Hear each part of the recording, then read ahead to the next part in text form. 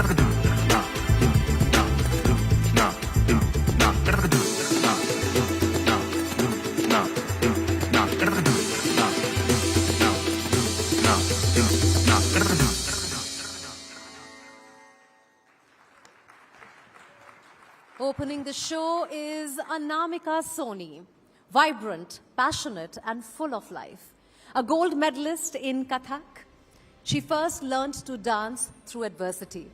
Diagnosed with blood cancer at just 4 years old and treated at the Tata Memorial Hospital, Anamika didn't just fight her illness, she danced through it. Today she returns to that very hospital not as a patient, but as a mentor, teaching dance to children who, like her, are finding their strength one step at a time. With over 8 years of dedication to shaping the world of Kathak, her journey from survivor to celebrated choreographer is a powerful reminder that when the soul leads, the body follows. That with passion of purpose, anything is possible. Ladies and gentlemen, please welcome the unstoppable spirit of Antaratma, Anamika Soni.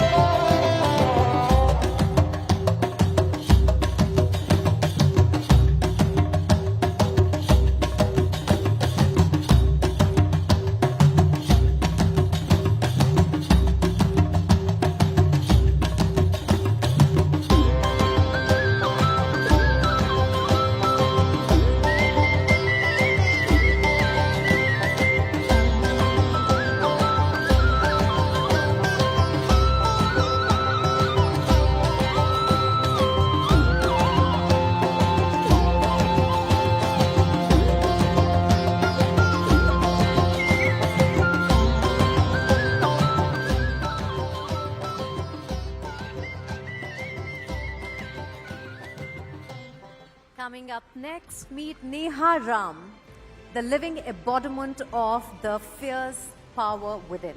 Diagnosed with blood cancer at just 13, she chose to live and rise with courage, letting her Antaratma, her inner spirit, guide her every step.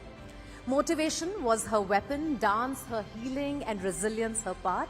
Today, she thrives in the world of finance, dancing through life with the unstoppable spirit of her soul. Neha represents power, fearlessness, and the unstoppable spirit yet again, a true reflection of the Antaratma within us all. Neha Ram.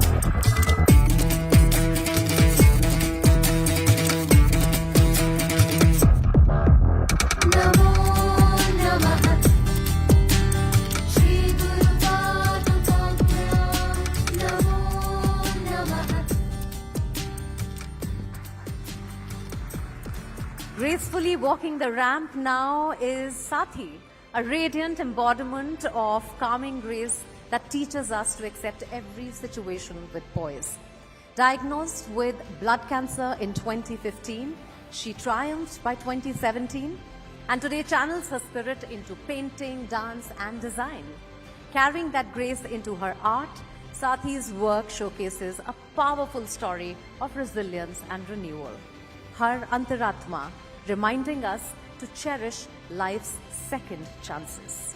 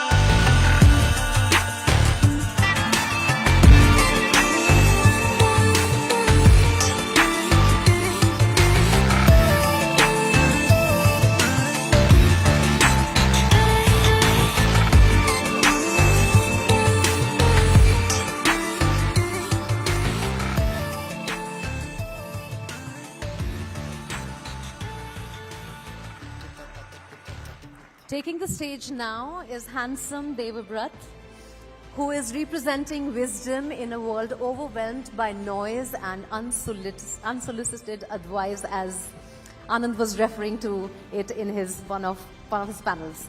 Well, diagnosed after a burst appendix revealed cancer, he faced a flood of information, yet chose focus over fear, trusting the guidance of his doctors instead of searching aimlessly.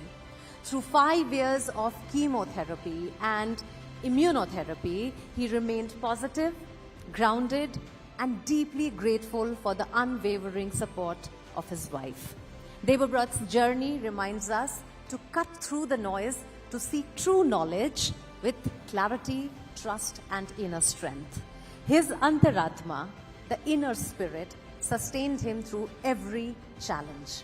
Please welcome Devabrat.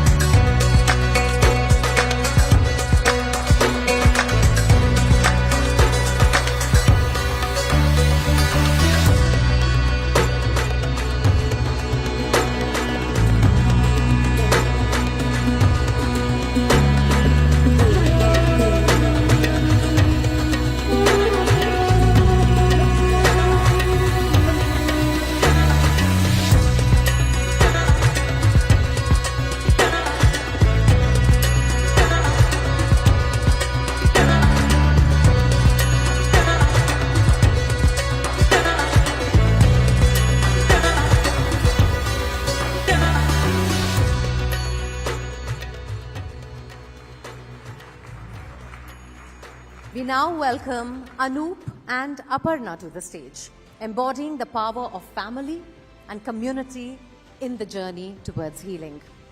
A cancer warrior who fought courageously for 3.5 years, Anup emerged stronger, turning his journey into inspiration. Today, he guides young minds as an art teacher, reminding us all that hope truly heals. By his side is Aparna Tyagarajan, the visionary dream weaver behind Shobhitam, where heritage meets heart. Aparna represents the power of community, family, friends, environment as essential threads in the fabric of healing. Together, they remind us that healing becomes catalytic with the right support, a tapestry woven by love, faith, and the strength of the Antaratma.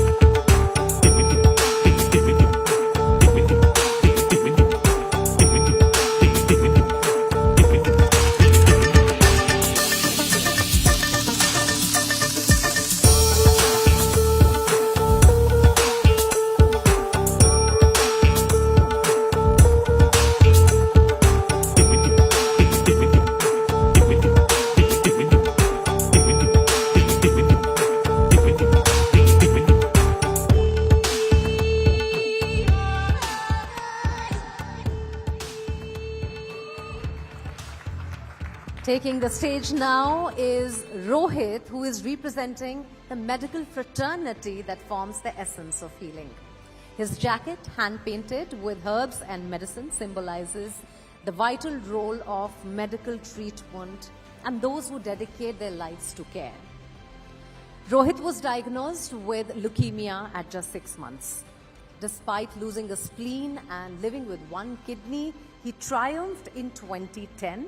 Today, he coaches badminton with passion and captures life's moments through special photography, walking with deep gratitude for his parents, his faith, and the belief that positivity truly heals. Please welcome Rohit.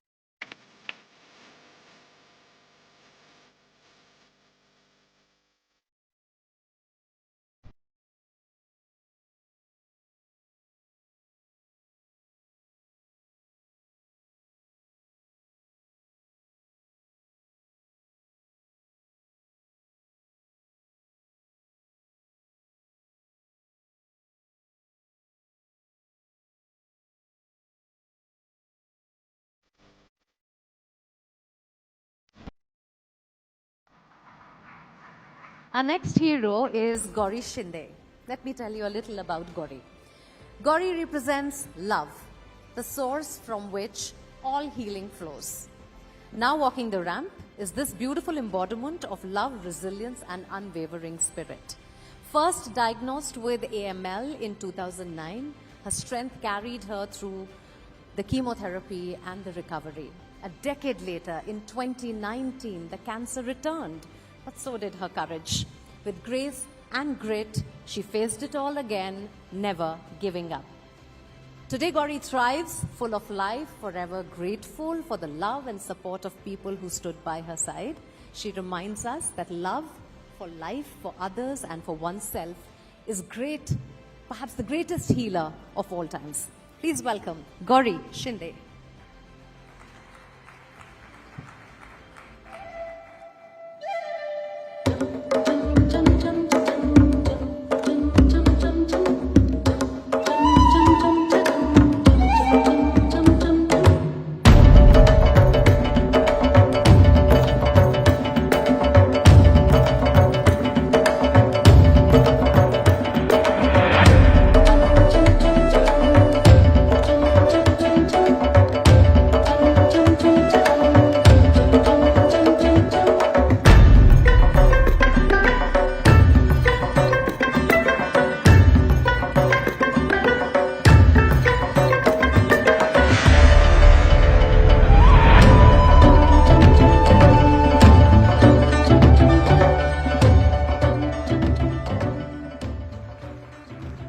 And next we have Sahara, a radiant symbol of healing and hope. राख से जो उठी आग है वो शमा नहीं तूफान है. She wears a sari hand painted with a phoenix rising from the ashes and lotuses, powerful symbols of triumph over adversity. She was diagnosed with cancer at just 2.5 years old, and it was her mother's unwavering support that actually carried her through. Originally from Nepal, her journey brought her to Mumbai for treatment, and today she shines as a professional dancer and an aspiring actor. For Sahara, cancer was not the end, but a beginning of a life that was filled with meaning, purpose, and passion. Please welcome Sahara.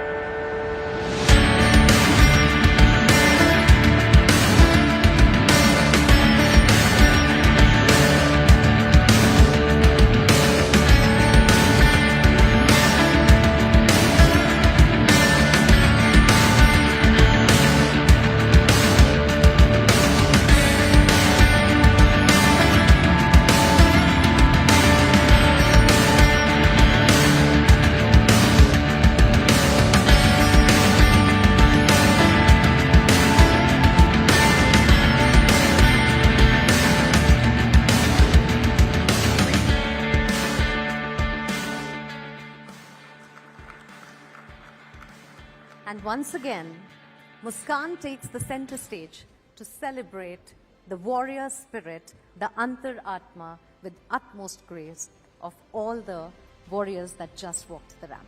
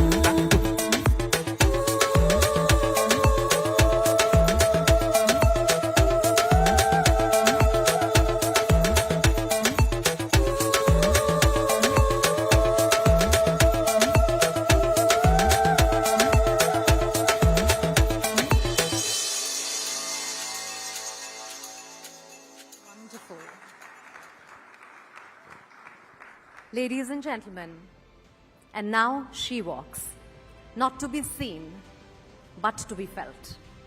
She is the strength that doesn't shout, but stands tall. Grace that doesn't bend, but commands. Wisdom that doesn't whisper, but awakens. She is every scar turned into a crown, every silence turned into a storm. Ladies and gentlemen, put your hands together for Vidya Balan, a woman who doesn't just speak lines, she breathes fire into truth. As she walks, she carries with her every single warrior here and there, every soul that dared to rise. Vidya Balan.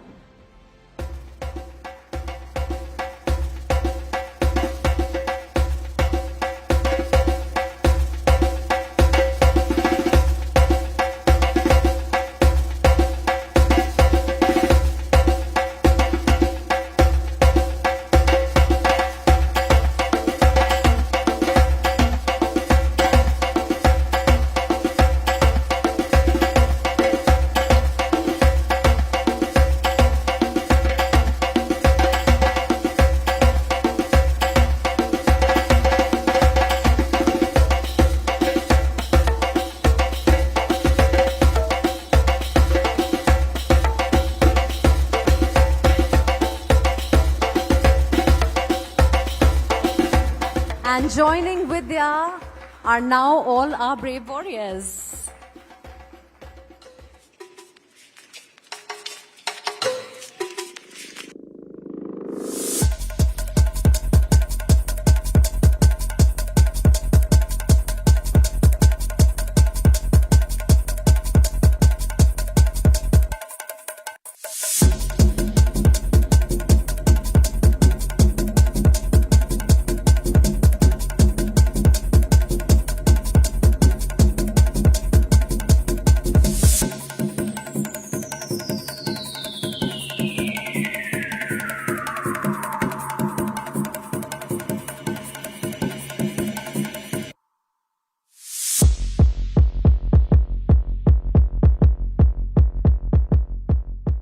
Also have now Aparna from Shobhitam to join the runway finale.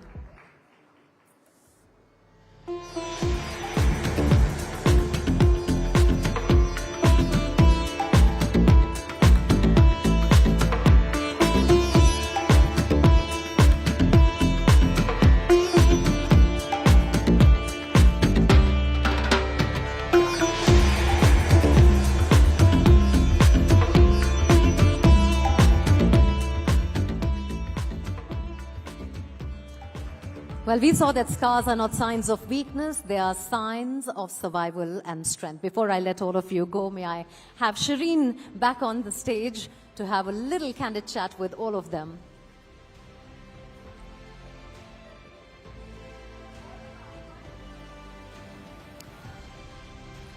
Can I have the microphone, please? Ladies and gentlemen, can we give them all a wonderful round of applause? If I didn't know, I would have believed that each one of you was a professional, that you do this for a living. I mean, the poise, the confidence, the grace, the elegance. I can go on and on. What a spectacular show to see you all up here. And I think what they truly symbolize, ladies and gentlemen, is that we are not prisoners of our circumstances, that we do not need to be victims in our own lives, and each one of them symbolizes exactly that. Anamika, aapse shuru karungi. You know, I saw your resilience and your spirit in full display when your jacket got stuck, but you carefully removed it and moved on, and that really showed your fighting spirit. तो मैं आपसे जानना चाहूंगी, क्या message देंगे आप सबको? आपने कैसे, आपने जो आपकी जर्नी रही है, क्या मैसेज आप सबको देना चाहेंगी? Good evening everyone. जब मैं 4 साल की थी तब मुझे ब्लड कैंसर हुआ था, and as a cancer survivor, as a cancer patient मैं उस हॉस्पिटल में रही हूँ. अभी मैं एज अ वॉलंटियर वहाँ पे वर्क कर रही हूँ, तो ये अपने आप में बहुत बड़ी बात है. मुझे बहुत प्राउड फील होता है कि मैं ये चीज़ें कर रही हूँ. और आपने जैसे देखा कि मैं आगे चल के लाइक पोजेस कर रही थी, सो मैं चाहती हूँ कि इस चीज़ को मैं आगे बढ़ाऊँ और बच्चे सीखे, इंस्पायर हो और वो भी ऐसा कुछ कर पाए. Thank you. I hope that people are inspired by your story, Anamika. Ladies and gentlemen, a wonderful round of applause for Anamika. Neha, aapse पूछना चाहूंगी. To start with, you look beautiful in your sari this evening, and it was a pleasure to watch the ramp. But आप ये बताइए कि आप क्या कहना चाहेंगी जो आपको देख रहे हैं आज, जो आपको सुन रहे हैं आज, आप क्या बताना चाहेंगे उनको? Good evening ladies and gentleman.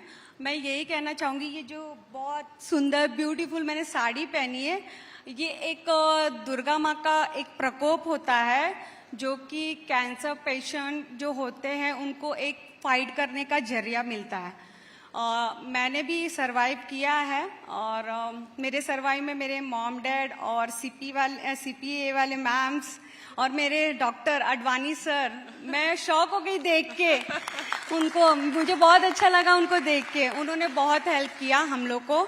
और मैंने मतलब जो मेरी जर्नी गई थी थोड़ा टफ था, बट इनके सपोर्ट की वजह से मैंने काफ़ी अच्छा सरवाइव किया. और जो मैंने आज रेड साड़ी पहनी है, बस मैं इतना ही कहूँगी, कैंसर कोई बड़ी चीज़ नहीं है.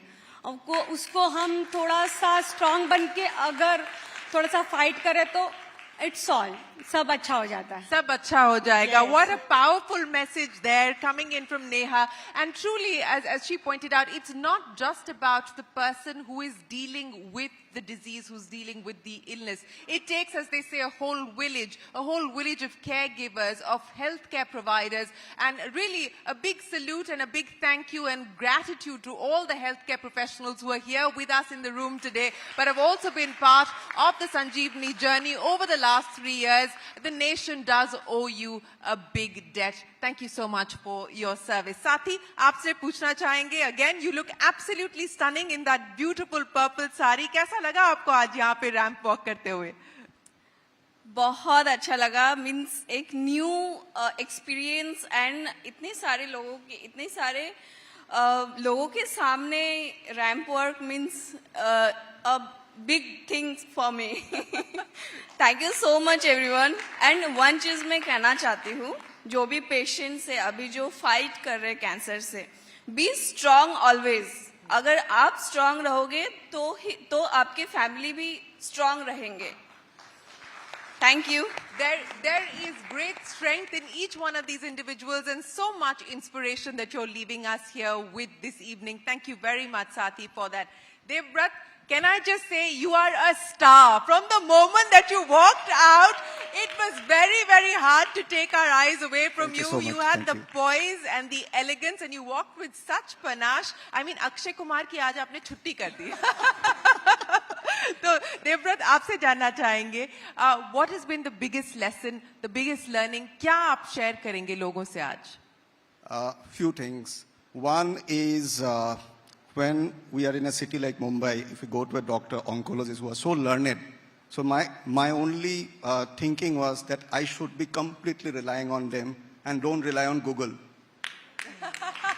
Don't rely on Google or ChatGPT. Go to your doctor. I have, till now, it's 6th year now, and I have not done a single Google on what I have gone through and what can happen to me. I have not done that. Second, most important is, I think it is very necessary for all the citizens to have a health insurance, because that is the biggest challenge all the cancer patient faces.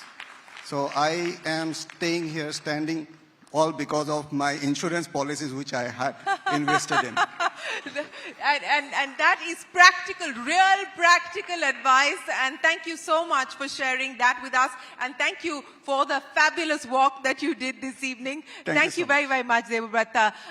Anup and Aparna, I want to come to the two of you because it was wonderful to see the two of you walk the ramp together, showcasing and symbolizing the strength of community, and that this is a journey that one must not hopefully make alone. I want to start by understanding from you, you put all of this together here this evening. As you see them on stage, how do you feel? I am super happy. Today's show is a celebration of life. It's a celebration of second chances.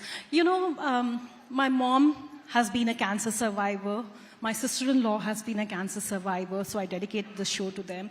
Through close proximity with them, I've learned that, you have to live life fully, love deeply, and most importantly, live a life for yourself. Live a life for yourself, live fully, and experience everything as it comes to you and be open to those experiences. Thank you so much, and what an absolutely stunning show you put together for us here today, Aparna. Thank you very much. Anup, आपसे जानना चाहेंगे, आपको कैसा लगा आज walk करते हुए और आप क्या कहना चाहेंगे लोगों को? मुझे बहुत अच्छा लगा, बहुत खुशी हुई और खास करके मैम के साथ। और आप सबको ऐसे वेव कर रहे थे जैसे लग रहा था कि वो क्वीन ऑफ इंग्लैंड ऐसे वेव करती थी। एक्चुअली मैं सबको थैंक यू बोल रहा था। नहीं, हमारे दिल से बहुत बहुत थैंक यू आपको कि आपने आज यहाँ पे हमारी स्टेज और मंच की शोभा बढ़ाई। बहुत बहुत धन्यवाद Anoop, and we wish you all the very best as you move forward. Vidya, I will come to you at the end, but Rohit, आपसे पूछना चाहेंगे कि आप क्या यहाँ पे मैसेज देंगे सबको जो आपको देख रहे हैं? Good evening everyone. मैसेज तो कुछ नहीं, मतलब जो अपने साथ है फ्रेंड्स, गुड फ्रेंड्स जो है उनके साथ रहना चाहिए, जिससे आपके लाइफ में पॉजिटिविटी बनी रहे, उससे अपने को कोई भी सिचुएशन से लड़ने की ताकत मिलेगी। Absolutely, be positive and surround yourself with people who are not energy vampires, people who actually add to your energy, don't deplete your energy. I think that's a very important message that we've heard there from Rohit. Gauri, again, an absolutely stunning sari. You look wonderful here. Thank you. आज आप ramp पे walk कर रही हैं with such confidence, with such poise, और जो आपने देखा है अपनी जिंदगी में, कभी आपको ऐसे लगा कि मैं हार मान जाऊंगी, या कभी आपने उसके बारे में सोचा ही नहीं? नहीं, कभी भी नहीं। मतलब ये मेरा सेकेंड टाइम था। जब 2019 में मुझे हुआ था, तब मैंने सोचा नहीं था कि मुझे फिर से सरवाइव करना पड़ेगा, पर जब सारी चीज़ें मेरे सामने फिर से आके खड़ी हुई तो मैं बहुत स्ट्रांग थी, मुझे कुछ फर्क नहीं पड़ा। मेरी फैमिली थोड़ी वीक हो गई थी, पर मैं जिस तरह से स्ट्रांग थी तो मैंने उस सारी चीज़ों को संभाल लिया, और अभी मैं बहुत खुश हूँ और बहुत हेल्दी भी हूँ।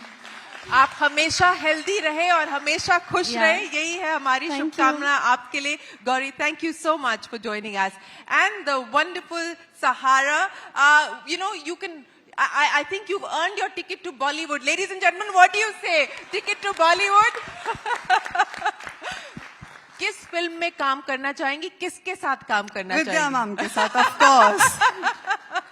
तो सहारा, कौन आपका सहारा रहा इस सफर में? So when I was diagnosed with cancer, I did not see it as a deadly disease or did not see it like कि मेरा लाइफ यहाँ खत्म हो गया है. मेरे लिए मेरा लाइफ वहाँ शुरू हुआ.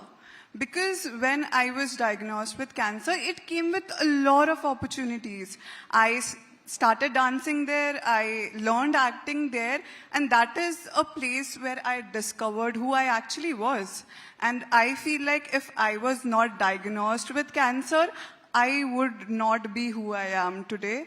And I would like to say a very big thank you to my mother. Because in this whole journey, she has been a support, truly. She's the only person I have in my family, and she has been there since the beginning. She left everything for me, and she dedicated her whole life to me so I can become who I am. And I would also like to thank my another mother, who is Anita ma'am. She has been the backbone. If it was acting, dancing, modeling, whatever it is, she would always be there. So I see cancer not as a disease, but as a second life and an opportunity. And that is what I like to tell everyone, that please, it's not a disease, it's an opportunity that God gives you to live a second life fully. To live a second life fully. Wonderful words. What spirit. Ladies and gentlemen, Sahara, we wish you the very best of luck, and we hope that we will see you on the big screen one day. Vidya, you know, as I look at this stage today and as I hear these stories, this has the makings of a blockbuster. What do you think? Absolutely a lifelong blockbuster. And you know, I think what you realize is dar ke aage jeet hai. Each one of them has proved that. Each one of them is living by that. And I think that's very, very inspiring. It's very humbling to be standing amongst you all. More power to you all, and I wish you the best of health and everything that each one of you wants. And I think, I just want to congratulate Shobhitam, Network 18, Federal Bank, everyone who's made today possible. It's so special. It is the best way to celebrate life. What do you take away from what you've heard this evening, Vidya? What's the single biggest thing that you take away from this evening? That I guess, they are very strong people, which is why they could overcome it. They did not let the disease overpower them. They proved that they were bigger than the disease. I remember a friend's mother was diagnosed with cancer, and the doctor told her that, you are bigger than the cancer inside you. And I think that gave her perspective. He said the cancer is just a small part of your body. Yeah. But your body, your being is far bigger. And I think that's what I'm seeing with all of them. I think it's so beautiful. That's what I take back even more strongly today. That is what each one of us here takes back from these inspirational, wonderful men and women that are sharing the stage here with us. Ladies and gentlemen, once again, a big round of applause for each of them. Thank you so much for joining us here this evening. We wish you all the very best. May God bless you, and may you have all of your dreams fulfilled. Keep the applause going, ladies and gentlemen. It's not every day that you get to meet real-life heroes, and here we are with real-life heroes this evening. Vidya Balan, always a pleasure. Thank you so much for joining us here this evening. Ladies and gentlemen, a quick photograph.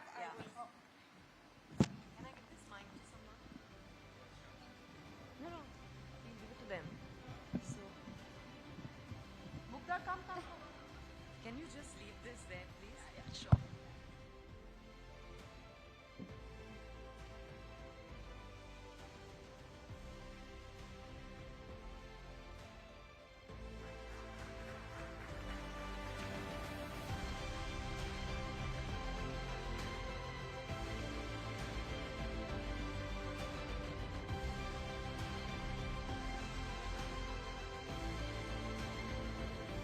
Thank you to all of you. A huge round of applause, everyone, for the wonderful people who are sitting in front of me, are on the stage.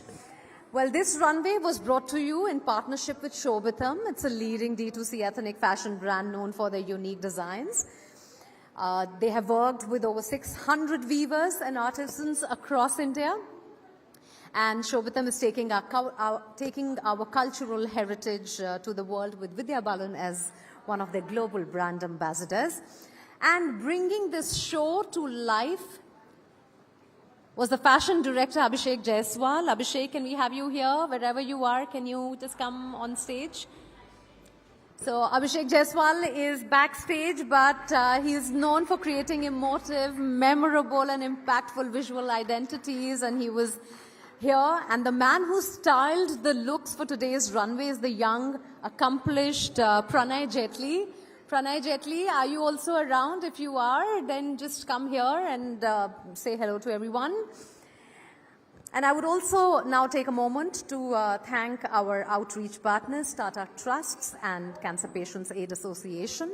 And finally, a big round of applause to all the amazing real-life role models who were here.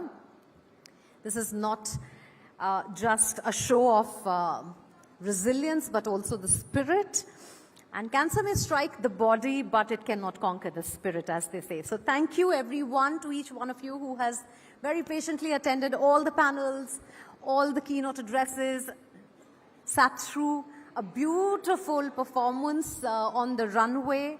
Time निकालें, screen करें इस message के साथ. अब आप घर जाएं, लेकिन लोगों से बोलें कि वो भी अपने लिए time निकालें और screen करें, because that is what is the essence. We save lives only when we are screening early. On behalf of Network 18, Federal Bank, Hormis Memorial Foundation and Tata Trusts, thank you very much.